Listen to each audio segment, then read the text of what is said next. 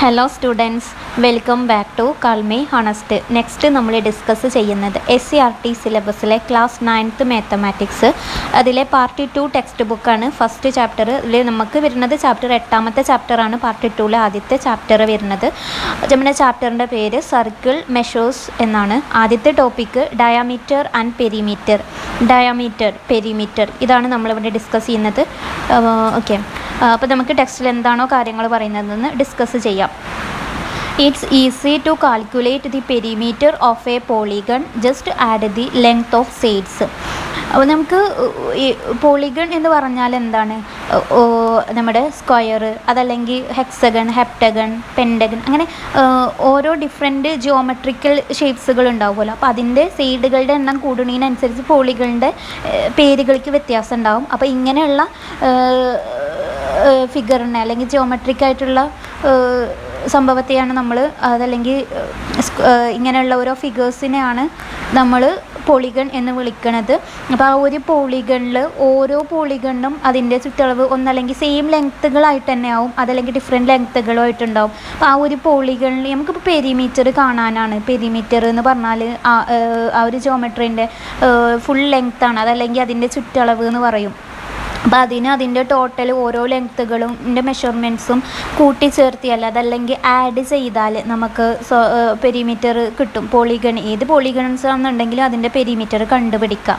അപ്പോൾ നമുക്ക് ആദ്യം തന്നിട്ടുള്ള ഒരു പോളിഗണാണ് 1 2 3 4 5 5 സൈഡുകളുണ്ട്. പക്ഷേ ഓരോ സൈഡുകളിലും ഡിഫറെൻറ്റ് ലെങ്ത്തുകൾ ഉപയോഗിച്ചിട്ട് നിർമ്മിച്ചിട്ടുള്ള പോളിഗണാണ് ഉള്ളത്. അതിൻ്റെ പെരിമീറ്റർ കാണണമെങ്കിൽ അതിൻ്റെ ഓരോ സൈഡിൻ്റെ ലെങ്ത്തുകൾ തമ്മിൽ കൂട്ടിയാൽ മതി, അതല്ലെങ്കിൽ സമ്മ് ചെയ്താൽ മതി.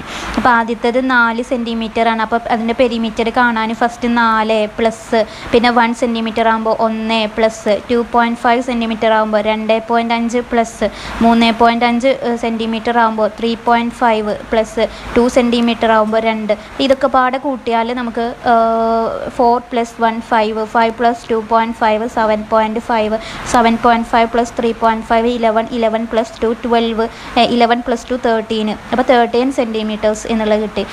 ഇനി എന്താ പറയുന്നത്? All the more easy if the polygon is regular. ഇനി ഇതിനെക്കാട്ടിലും ബെറ്റർ ആയിട്ട് നമുക്ക് ഈസി ആയിട്ട് കാൽക്കുലേറ്റ് ചെയ്യാം.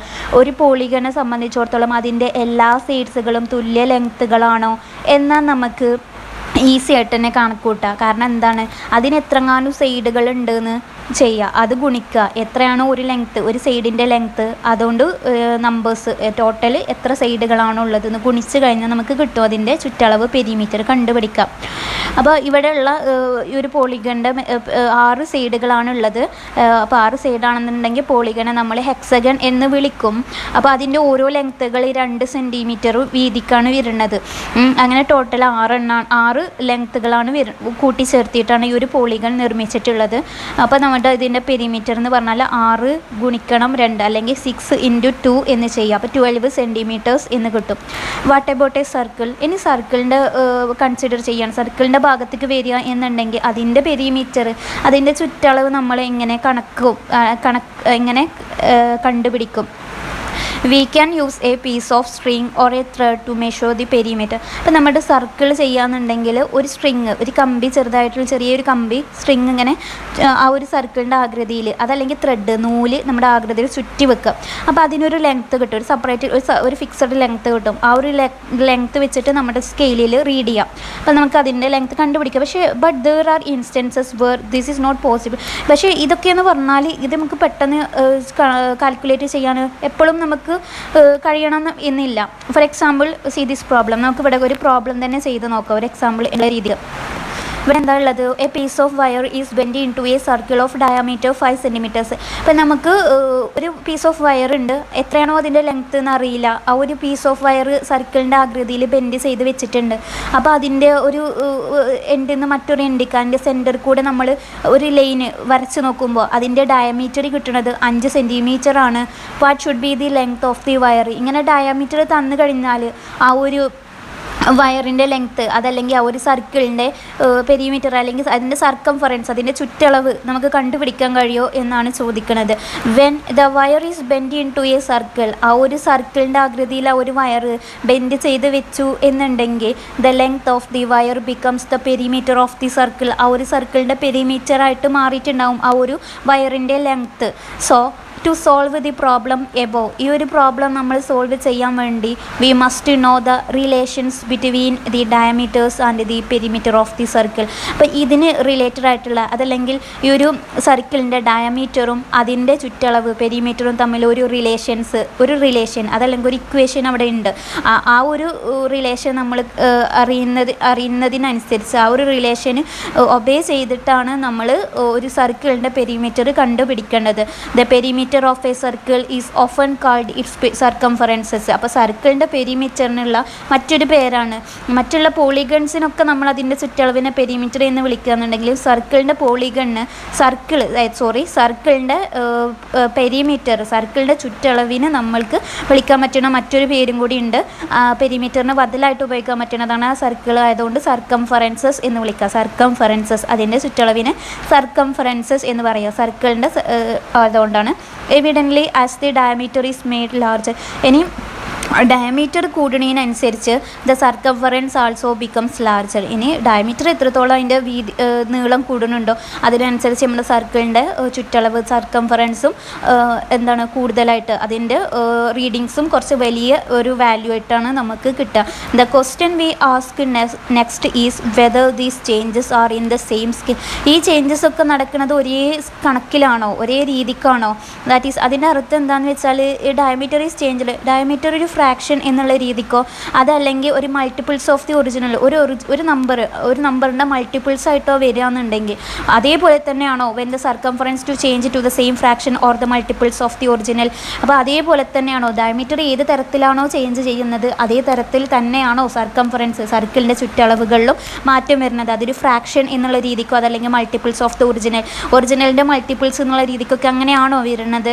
It is not difficult to see that the perimeters of regular polygons drawn within circles of different diameters are scaled by the same factor as the diameter of the circles. എന്താണ് ഇത് നമുക്കൊരു ഒരു ബുദ്ധിമുട്ടായിട്ടുള്ള കാര്യമല്ല. അതായത് perimeter ഒരു regular പോളിഗൺസിൻ്റെ perimeter നമ്മൾ സർക്കിളിനകത്താണ് വരച്ച് നോക്കുന്നത് എന്നുണ്ടെങ്കിൽ ഒരു സർക്കിളുണ്ട് അതിനകത്തൊരു റെഗുലർ പോളിഗൺ വരച്ചിട്ടുണ്ട്. അപ്പോൾ അതിലെങ്ങനെയാണ് ഡിഫറെൻറ്റ് ഡയമീറ്റേഴ്സ് വരും are scaled at the same factor as the diameters of the circle. അപ്പോൾ ആ ഒരു സർക്കിളിൻ്റെ ഡയമീറ്റർ എന്താണോ അതിൻ്റെ ഒരേ സെയിം ഫാക്ടർ വെച്ചിട്ട് തന്നെയാണ് നമ്മുടെ ആ ഒരു പോളിഗണിനുള്ള ഡയമീറ്ററും വരുന്നത്. We have seen in the lesson നമ്മുടെ ഈ ഒരു ചാപ്റ്ററിൽ പഠിച്ചിട്ടുണ്ട്. Similar triangles that the sides of such regular polygons are scaled by the same factor as the radian.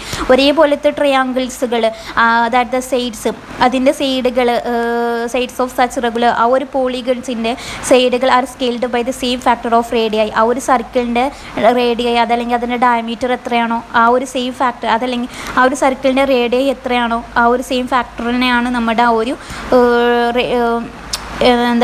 ഒരു ട്രയാങ്കിൾസിൻ്റെ ഡയമീറ്റർ അല്ലെങ്കിൽ ട്രയാങ്കിൾസിൻ്റെ ആയിട്ട് വരുന്നത്. അപ്പോൾ നമുക്കിവിടെ 3 ഫിഗേഴ്സ് ഉണ്ട്. ഫസ്റ്റ് ഒരു സർക്കിളിനകത്ത് ട്രയാങ്കിൾ വരച്ചിട്ട് 2 സർക്കിളുണ്ട്. 2 സർക്കിളിനകത്തും ഓരോ ട്രയാങ്കിൾസുകളുണ്ട്. രണ്ടാമത്തത് 2 സർക്കിളിനകത്ത് ഓരോ സ്ക്വയറുകൾ മറ്റേതിൽ പെൻറ്റഗൺ ആണുള്ളത്. 5 സൈഡുകളാകുമ്പോൾ പെൻറ്റഗൺ എന്ന് വിളിക്കും പോളിഗണ്. അപ്പോൾ ആ ഒരു സർക്കിളിലും പെൻറ്റഗൺ എന്നുള്ള രീതിക്ക് വരച്ചിട്ടുണ്ട്. 2 സർക്കിളാണുള്ളത് അതിൻ്റെ അകത്ത്. അപ്പോൾ അതിൻ്റെയൊക്കെ ഡയമീറ്റേഴ്സ് എന്ന് പറയുന്നത് ഒരു ഫിക്സഡ് ആണ്. ആ ഒരു സർക്കിളിന് എത്രയാണോ അതുതന്നെയാണ് ഈ ഒരു പോളിഗണും വരുന്നത് എന്നാണ് ഇവിടെ പറയുന്നത്.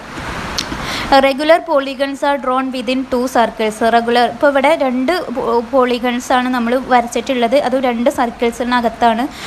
The large circle having a radius 1. വലിയ സർക്കിളിൻ്റെ റേഡിയസ് 1 ആണെങ്കിൽ 1.5 ടൈംസ് ദാറ്റ് ഓഫ് ദി സ്മാളറിനെ കമ്പയർ ചെയ്യുമ്പോൾ 1.5 അധികം ആണ് വലുത്. അല്ലെങ്കിൽ larger circle having a radius 1.5. Larger സർക്കിളിൻ്റെ റേഡിയസ് 1.5 ആണ്. ദാറ്റ് ഓഫ് ദി സ്മാളറിന് എത്രയാണോ അതിൻ്റെ 1.5 ആണ് ലാർജറിൻ്റെ radius. In each picture the sides of the larger regular polygon. ഓരോ പിക്ചേഴ്സിലും ആ ഒരു പോളിഗണിൻ്റെ സൈസ് അത് ലാർജർ കൂടി വരുന്നതിനനുസരിച്ച് also 1.5 times the side of the smaller polygon. ആ ഒരു സ്മാളർ പോളിഗണും അതേപോലെ അതിൻ്റെ 1.5 ആണ് വ്യത്യാസമുള്ളത്. Since diameter is double the radius, the diameter of the larger circle also is 1.5 times the diameter of the smaller one. അതുകൊണ്ട് തന്നെ ആ ഒരു റേഡിയസ് ഇരട്ടിയായി എന്ന് വിചാരിക്കുക, അത് ഡബിൾഡ് ആയി. അപ്പോൾ ഡയമീറ്റർ ഓഫ് ദ ലാർജർ സർക്കിളിൻ്റെ ഡയമീറ്റർ എത്രയാണോ is 1.5 times the diameter of the smaller one. ആ ഒരു സ്മാളർ വണ്ണേക്കാളും 1.5 ടൈംസ് ആണ് കൂടുതൽ ഉണ്ടാവുള്ളൂ. എഗെയിൻ അതേപോലെ തന്നെ the perimeter of each polygon is A fixed multiple of the side. Perimeter, ഓരോ പോളിഗൺസിൻ്റെ പെരിമീറ്റർ എന്ന് പറഞ്ഞാലും അതിൻ്റെ സൈഡുകൾ എത്രയാണോ അതിൻ്റെ മൾട്ടിപ്പിൾസ് ആണ്. എത്ര എങ്ങാനും സൈഡുകൾ ഉണ്ട് അതിൽ നിന്ന് ഒരു സൈഡിൻ്റെ ലെങ്ത്തിൻ്റെ മൾട്ടിപ്പിൾസ് ആണ് ചെയ്യുന്നത്. അതായത് 3, 4 and 5 അങ്ങനെ ഡിഫറെൻറ്റ് പോളിഗൺസ് ഉണ്ടാവും. Triangle, square, pentagon, hexagon, heptagon, octagon, അങ്ങനെയുള്ള ഓരോ പോളിഗൺസിനും അതിന് എത്രത്തോളം നമ്പേഴ്സ് ഓഫ് സൈഡ്സുകൾ ഉണ്ട്, അതിൻ്റെ ഓരോ സൈഡിൻ്റെ ലെങ്ത്ത് എത്രയാണോ അതേ ഇൻറ്റു മൾട്ടിപ്പിൾസ് ആണ്, അത് ഇൻറ്റു ചെയ്താൽ മതി. For a different polygons in the pictures, ഒരു പിക്ചേഴ്സിലുള്ള ഓരോ പോളിഗൺസിനും ഉള്ളത്. So perimeters of the larger polygons are also 1.5 times those of the smaller ones. അതുകൊണ്ട് തന്നെ നമ്മുടെ ഒരു ലാർജർ പോളിഗൺസിൻ്റെ പെരിമീറ്റർ എത്രയാണോ അത് ഈസ് ആൾസോ അത് 1.5 ആണ് those of a smaller polygons. Smaller വൺസിനെ കമ്പയർ ചെയ്യുമ്പോൾ 1.5 ലാർജർ പോളിഗൺസ് ആണുള്ളത്.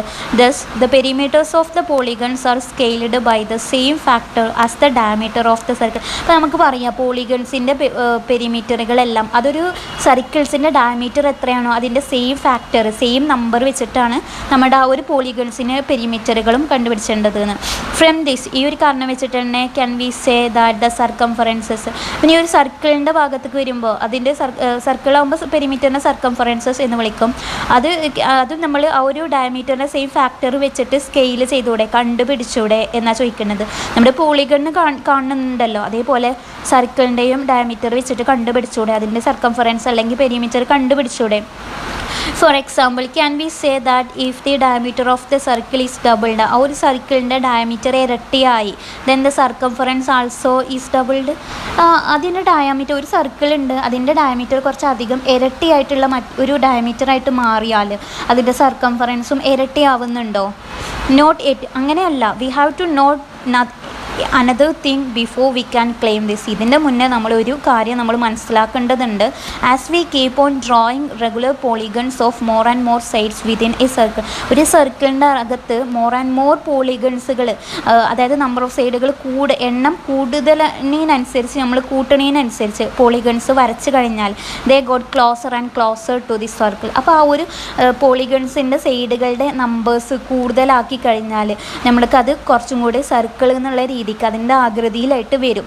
സോ സീ ദീസ് പിക്ചേഴ്സ്, ഈ ഒരു പിക്ചർ നിങ്ങൾ കണ്ടുനോക്കുക. 6 സൈഡാകുമ്പോൾ അത് ഹെക്സഗണ്, പിന്നെ അത് 8 സൈഡായി ഒക്ടഗൺ, 10 സൈഡായി ഡെക്ക്. അപ്പോൾ ഇങ്ങനെ ഓരോ സൈഡുകളാകുമ്പോഴും അത് നമ്മുടെ സർക്കിൾ എന്നുള്ള രീതിക്ക് സർക്കിളിൻ്റെ ആകൃതിയിൽ ചെറിയ വ്യത്യാസമുള്ളൂ, സർക്കിളിൻ്റെ ആകൃതിക്ക് തന്നെ വരുന്നുണ്ട്.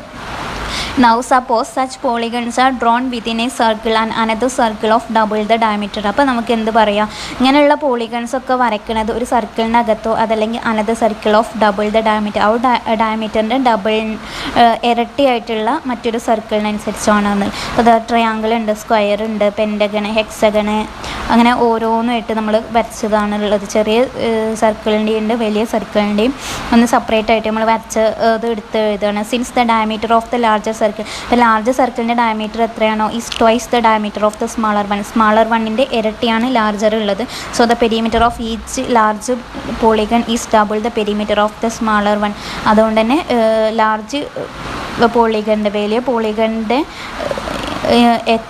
എത്ര അതിൻ്റെ ഇരട്ടിയായിരിക്കും the perimeter of smaller one എത്രയാണോ, സ്മാളർ വണ്ണിൻ്റെ പെരിമീറ്റർ എത്രയാണോ അതിൻ്റെ ഇരട്ടിയാണ് വലിയ പോളിഗൺസിൻ്റെ സൈസ് ഉണ്ടാവുക, അല്ലെങ്കിൽ അതിൻ്റെ പെരിമീറ്റർ ഉണ്ടാവുക. The perimeter of a polygon in both circles get closer and closer to the circumference of the circles. അപ്പോൾ പോളിഗൺസിൻ്റെ പെരിമീറ്ററും നമ്മുടെ സർക്കിൾസ് എന്നുള്ള രീതിക്ക് അടുത്ത് സർക്കിൾസിൻ്റെ സർക്കംഫറൻസിൻ്റെ അടുത്തേക്ക് വരും. കാരണം അതിൻ്റെ സൈഡുകളുടെ എണ്ണം കൂടുതലാക്കണം തോറും ആ ഒരു സർക്കിളിൻ്റെ ആകൃതിയിൽ തന്നെ വരുന്നുണ്ട്. We use a bit of algebra to make the relation between the measures clear. ഈ ഒരു മെഷർ നമുക്ക് ക്ലിയർ ആയിട്ട് മനസ്സിലാവാൻ വേണ്ടി കുറച്ചധികം ആൾജിബ്രൈസ് ആണ് നമ്മൾ ഉപയോഗിക്കുന്നത്. അത് നെക്സ്റ്റ് ക്ലാസ്സിൽ ഡിസ്കസ് ചെയ്യാം. ഓക്കെ. അപ്പോൾ ഇന്നുള്ളത് ഈ ഒരു സിമ്പിളായിട്ടുള്ള കാര്യം മാത്രമേ ഉള്ളൂ. ഇത് ഈ ഒരു പെരിമീറ്ററും സർക്കിളിൻ്റെ ഭാഗത്തേക്ക് വരുമ്പോൾ സർക്കിളിൻ്റെ സർക്കംഫറൻസുമായിട്ടുള്ള ചെറിയ കാര്യങ്ങൾ മാത്രം നിങ്ങൾക്ക് അറിഞ്ഞാൽ മതി. നെക്സ്റ്റ് ഇതിൻ്റെ കണ്ടിന്യൂ ആയിട്ട് അടുത്ത ക്ലാസ്സിൽ നമുക്ക് നല്ല രീതിക്ക് ഡിസ്കസ് ചെയ്യാം. അപ്പോൾ താങ്ക് യു ഫോർ ആൾ.